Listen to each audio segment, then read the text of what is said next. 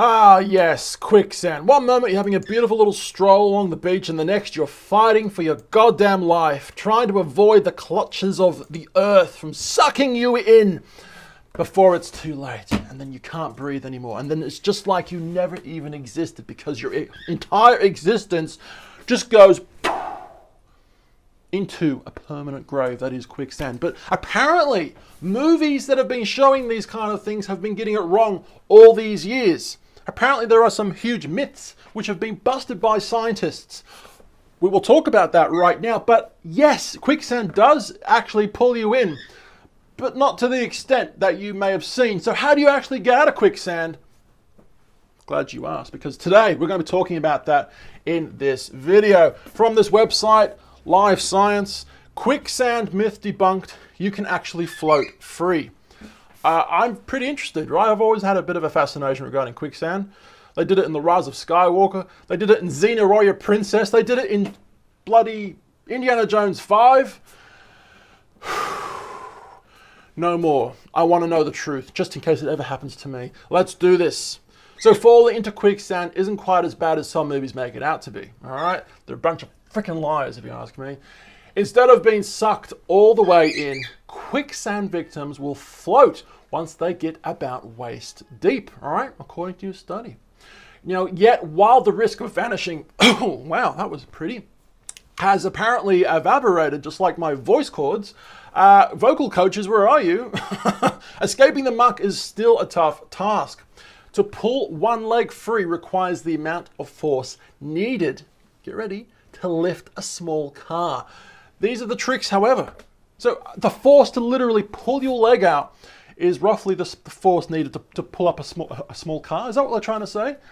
I mean, it's obviously a shitty situation if you encounter a sand pit like this, a sinking sand pit, okay? Let's just call it for what it is. It's a nice little sand pit that makes you sink. You may not die in it, but you're not gonna have a good day, all right? Let's just say it for what it is, all right? So how it actually works. Quicksand is a mixture of fine sand, clay, and salt water. Now, once perturbed, what is this word? I don't even know what it is. I don't even know what this word is. Perturbed. Perturbed. I've never heard of that one. Once perturbed, the mixture transforms from a loose packing of sand on top of water into a dense liquid soup.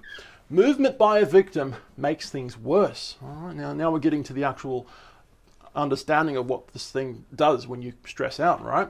The higher the stress, the more liquid the quicksand becomes. So movement by a trapped body causes it to sink in deeply, all right? Study leader, a guy called Daniel, has basically said, now after the mix liquefies, the quicksand spills into water-rich phase and sand-rich one, all right? Now the wet sand settlement becomes so densely packed that it's harder to move than cold molasses. I don't quite know what molasses is, but it doesn't sound nice, right? Once the victim's foot becomes stuck in it, the situation, son, is dire. Dun, dun, dun. The plot thickens quite literally. So if you move into the quicksand, the loose packing will collapse. A guy called Bon has told Live Science.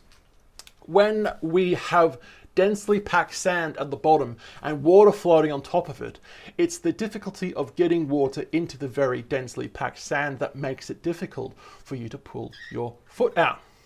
Stay calm, all right? Bon and his colleagues, scientists, have found, okay, however, that if you remain calm, you can actually float your way to safety. Why have I been lied to all these years? Movies, Hollywood, Christ, no. They're a bunch of liars, okay?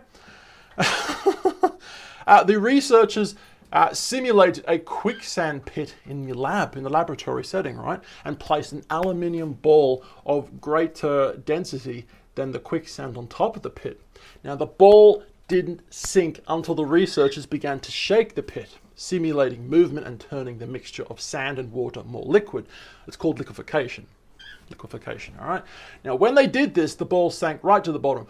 But when they used an aluminium ball with a density equal to that of the human body, which is less than the density of quicksand, they found it impossible to sink the ball. No matter how hard they shook that pit, mother effer, it just wouldn't sink. All right? So the density of a human body is around 62 pounds per cubic foot, which is less than quicksand's 125 pounds per cubic